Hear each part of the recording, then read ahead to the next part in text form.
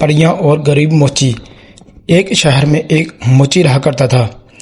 مکان کے اوپر والے حصے میں اس کی رہائش تھی، جبکہ نچلے حصے میں اس نے اپنی دکان قائم کر رکھی تھی۔ اسی دکان کے ایک کونے میں اس نے نئے جوتے بنانے کے اوزار رکھے ہوئے تھے۔ یہ اوزار ایک چھوٹی سی میز پر بڑے سلیقے سے رکھے ہوتے تھے۔ موچی دن رات خوب محنت کرتا، لیکن اس کے باوجود اسے اتنی آمدنی نہ ہوتی کہ وہ خوشحال زندگی گزار سکے۔ یہاں تک کہ ایک وقت ایسا بھی آیا جب موچی کی تمام جمع پونجی بھی ختم ہونے کو تھی۔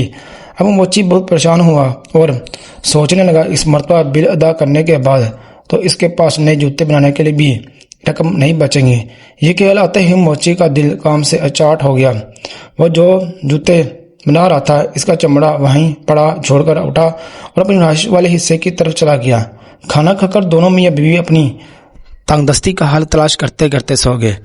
دوسرے روز صبح موچی ناشتے سے فارغ ہو کر اپنی دکان میں پہنچا تو وہ بہت حیران ہوا، کیوں نہ کل جو چمڑا اس نے جوتوں کے لیے کاٹ کر چھوڑا تھا اس کے جوتے تیار تھے، اور یہ جوتے اتنے خوبصورت تھے کہ موچی نے کبھی اتنے عمودہ جوتے نہ بنائے تھے۔ موچی نے زور زور سے اپنی بیوی کو آوازیں دینا شروع کر دی۔ آوازیں سن کر اس کی بیوی دکان میں داخل ہوئی تو موچی نے پوچھا، کیا یہ اتنے خوبصورت جوتے تم نے بنائے ہیں؟ موچی کی بیوی نے کہا، نہیں، میں ایسے اچھے جوتے کیسے بنا سکتی ہوں، میں نے تو پہلے کبھی جوتے بنائے ہی نہیں۔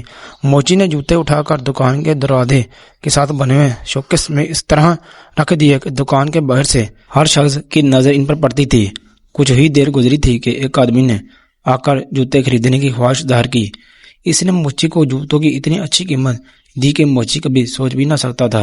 اب موچی نے اس رقم سے گھر کے لیے راشن خریدا اور مزید جوتوں کے لیے چمڑا بھی خرید لیا۔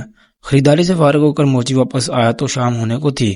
موچی کی بیوی کھانا بنانے کی تیاری کرنے لگی، جبکہ موچی چمڑا لے کر دکان والے حصے میں آ گیا۔ موچی نے 2 جوڑے جوتوں کے لیے چمڑا کاٹا۔ وہ ابھی انہیں سینے کے بارے میں سوچ رہا تھا کہ اس کی بیوی نے آواز دے کر کہا، کھانا تیار ہے، آ کر کھانا کھا لو، باقی کام صبح کر لینا۔ یہ سن کر موچی نے کاٹا ہوا چمڑا اپنے کام کرنے والی میز پر چھوڑا اور حاشی حصے کی طرف آ گیا۔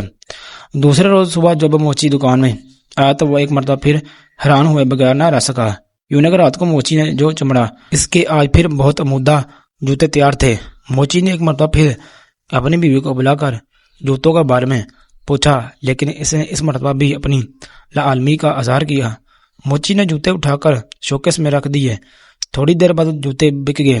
اب تو یہ روزانہ کا معمول بن گیا۔ موچی چمڑا کاٹ کر دکان میں رہتا اور صبح اسے جوتے تیار ملتے، اور دلچسپ بات یہ ہے کہ اپنی خوبصورتی کی وجہ سے کچھ ہی دیر بعد یہ جوتے فروخت ہو جاتے۔ موچی اور اس کی بیوی اب کافی خوشحال زندگی گزار رہے تھے۔ ایک دن موچی کی بیوی نے کہا، ہمیں معلوم تو کرنا چاہیے کہ اور رات کو کون ہمارے لیے جوتے بنا کر جاتا ہے۔ موچی نے کہا، آج رات کو ہم دکان کی نگرانی کریں گے اور دیکھیں گے کہ کون ایسا مہربان ہے جو روزانہ ہمارے لیے کام کرتا ہے۔ موچی اور اس کی بیوی شام ہوتے ہوئی کٹا ہوا چمڑا کام کرنے والی میز پر چھوڑ کر دکان میں رکھی ایک بڑی سی الماری کے اندر چھپ کر بیٹھ گئے اور تھوڑا سا دروازہ کھول کر دکان میں جاگنے لگے۔ آدھی رات کے وقت آتش دان کی چمنی میں کچھ آوازیں آتی محسوس ہوئی۔ تھوڑی دیر بعد انہوں نے دیکھا کہ 2 خوبصورت ننھی منی پریاں ہوا میں تیرتی ہوئی چمنی کے ذریعے دکان میں داخل ہوئی اور کام کرنے والی میز کے پاس رکھے سٹول پر بیٹھ کر انہوں نے جوتے سینے کا کام شروع کر دیا۔ صبح ہونے سے کچھ دیر قبل جوتے کے دونوں جوڑے تیار ہو چکے تھے۔ خوبصورت جوتے میز پر اس طرح چھوڑ کر دونوں ننھی پریاں ہوا میں اڑتی ہی واپس چلی گئی۔ موچی نے اپنی بیوی سے کہا، بہت دنوں سے یہ ننھی پری ہمیں اچھے اچھے جوتے بنا کر دے رہی ہے، میرا خیال ہے کہ ہم بھی انہیں کوئی تحفہ دے۔ موچی کی بیوی بولی، دونوں پریاں ننگے پاؤں تھی اور ان کے کپڑے بھی عام سے تھے، شاید انہیں ان کپڑوں میں سردی لگتی ہو، کیوں نہ میں ان دونوں کے لیے کپڑے بنا دوں۔ موچی نے بھی بیوی کی ہاں میں ہاں ملائی۔ اس دن موچی کی بیوی نے دونوں پریوں کے لیے بہترین گرم جیکٹیں تیار کی اور ساتھ ہی 2 جوڑے چھوٹے چھوٹے خوبصورت جرابوں کے جوتے بھی بنائے۔ دوسرے دن انہوں نے شام کے وقت کام کرنے کی میز پر بجائے جوتوں کے لیے چمڑا کاٹ کر رکھنے کے دونوں ننھی منی پریوں کے لیے جیکٹ اور جرابوں کے پیک تیار کر کے رکھ دیے اور الماری میں چھپ کر پریوں کا انتظار کرنے لگے۔ آدھی رات کے بعد پریاں دکان میں داخل ہوئیں اور کام کرنے والی میز کے پاس آ کر کھڑی ہوں گی۔ میز پر جوتوں کے لیے چمڑے کی جگہ گفٹ دیکھ کر انہیں حیرانی ہوئی۔